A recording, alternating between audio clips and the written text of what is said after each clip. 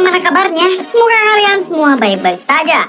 Kembali lagi dengan saya Bray. Kali ini saya akan menceritakan film dengan judul Bagaimana alur ceritanya? Mari kita saksikan sampai selesai.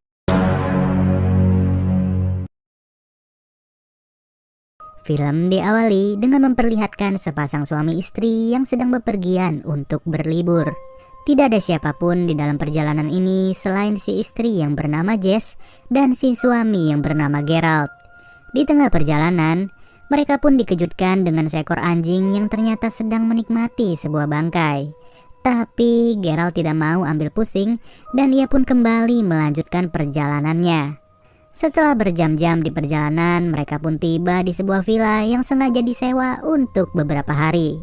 Untuk lokasinya sendiri, villa ini bisa dibilang sangatlah terpencil dan sangat jauh dari perkotaan. Baru saja tiba, Geralt dengan penuh semangat langsung mengajak Jess untuk nempel-nempel saat itu juga. Bahkan mereka pun pergi ke kamar tidur dengan keadaan pintu rumah yang belum ditutup sama sekali. Setelah semuanya sudah dipersiapkan, Geralt langsung memborgol tangan Jess di kasur sebagai bentuk permainan yang sudah ia rencanakan bersama istrinya. Namun tiba-tiba, si suami malah merasakan nyeri luar biasa di bagian dada sebelah kirinya. Sudah jelas ini adalah sebuah malapetaka untuk Jess sendiri, dikarenakan suaminya malah tewas akibat serangan jantung secara mendadak. Apalagi Jess tidak bisa berbuat banyak dengan keadaan tangan yang diborgol keduanya. Dengan kata lain, semua penderitaan Jess akan bermula dari detik ini di tempat ini. Ditambah lagi terlihat gumpalan darah yang mulai berceceran dan keluar dari mulut suaminya.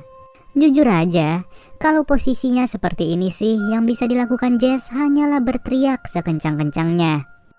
Waktu demi waktu cepat berlalu sampai hari pun sudah berganti ke sore hari. Dengan posisi handphone yang berada di meja dan sulit dijangkau, tentu saja Jess tidak mungkin untuk bisa menggapainya. Gawatnya hari sebentar lagi menjadi malam yang dimana akan mempersulit keadaan Jess untuk diketahui. Lalu, dari pintu kamar tersebut mulai terlihat sebuah bayangan yang ternyata sosok tersebut adalah anjing yang tadi mereka temui. Namun, anjing itu malah menjilati gumpalan darah milik suaminya dan juga mencabik daging Geralt di depan mata Jess. Dalam situasi seperti ini, tidak ada banyak hal yang bisa dilakukan Jess kecuali mencoba untuk menakut-nakuti anjing tersebut. Sampai suatu ketika, Geralt secara tiba-tiba mulai sadarkan diri dan beranjak dari lantai. Hanya saja hal itu ternyata tidaklah nyata, melainkan cuma pikiran liar yang ada di dalam kepala Jess.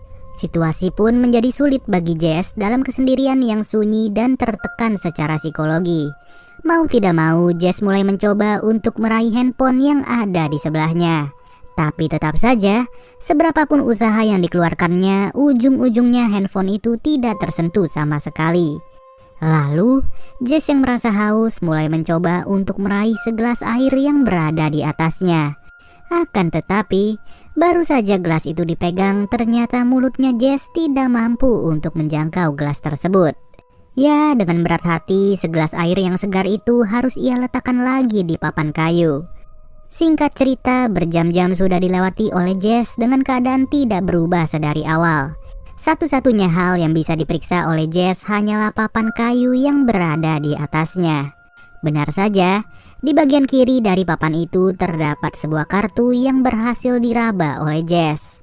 Seketika itu pun ia menekuk kartu itu secara perlahan sampai membentuk sebuah sedotan. Untung saja kali ini ide cemerlang dari Jess membuahkan hasil dan ia langsung menikmati segelas air tanpa ragu. Ya lumayanlah, dalam kondisi kayak gini segelas air jauh lebih penting daripada semangkuk makanan. Jess yang tidak mau menyia-nyiakan air tersebut langsung menyisakannya untuk diminum pada lain waktu. Sedangkan untuk menghemat tenaganya, ia pun sengaja tidur di kasur ini dalam kondisi kedua tangan yang masih diborgol. Ketika terbangun, Jess pun langsung berteriak dikarenakan peredaran darah yang ada di pergelangan tangannya sama sekali tidak berjalan dengan baik. Bahkan, tangannya terlihat mulai membengkak dan juga membiru dalam waktu 1 malam. Di sisi lain, anjing itu pun masih berada di dalam kamar dan jasad suaminya sudah mulai dikerubungi oleh lalat-lalat. Hampir 12 jam Jess tersiksa seperti ini, dan mau gak mau ia mulai meminum sedikit air dari gelas yang disimpannya. Tidak ada pertolongan, tidak ada harapan, dan juga tidak ada kepastian. Jess pun langsung merencanakan sebuah ide yang tidak bisa dipastikan akan berhasil atau tidak. Tapi yang jelas tidak ada waktu lagi bagi Jess untuk terus menghabiskan hari seperti ini. Tubuhnya sendiri semakin lama terasa semakin lemas, yang dimana sangat mungkin untuk mengurangi tingkat fokus pikirannya. Dengan kondisi tangan yang terus membengkak dan juga membiru, Jess nekat untuk membuang sisa air dari satu-satunya gelas yang ia punya. Kemudian ia pun sengaja memecahkan gelas tersebut sampai menjadi potongan beling. Dan mau tidak mau, beling tersebut ia tancapkan ke papan kayu. Hebatnya, ia langsung menggoreskan pergelangan tangannya ke beling tersebut agar membuat darahnya tidak tersumbat dan membeku. Ya, bisa dibayangkan kayak gimana ya rasanya kulit setipis itu digoreskan ke potongan beling yang begitu tajam. Tidak sampai di situ, kondisi tangan yang sudah dipenuhi oleh darah langsung dimanfaatkan oleh Jess untuk meloloskan tangannya dari ikatan borgol. Dengan kata lain, darah segar yang mengucur itu juga sengaja digunakan oleh Jess sebagai pelicin untuk meloloskan diri. Kali ini hanya tangan kirinya yang masihlah terborgol, dan ia pun langsung mendorong kasur tersebut untuk mendekati meja.